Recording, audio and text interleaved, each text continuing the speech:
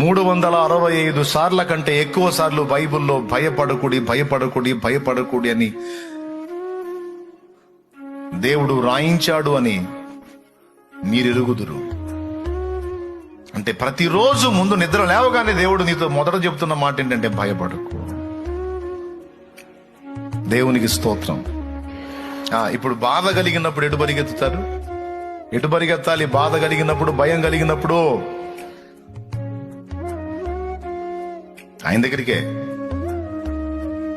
నేర్చుకోవాలి. ఒకవేళ ఇది అనుభవం ఈ గతంలో ఉండి ఇప్పుడు మర్చిపోయి ఉంటే మళ్ళా దాన్ని పునరుద్ధరించుకోవాల్సిన సమయం ఆసన్నమైంది.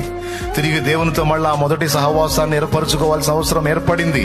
ఎందుకంటే ఆయన నీతో మళ్ళా ఈ సంవత్సరం అంతా వ్యవహరించబోతున్నాడు. ఈ సంవత్సరం అంతా మళ్ళా నీ కోసం ఎదురు చూస్తూ ఉంటాడు.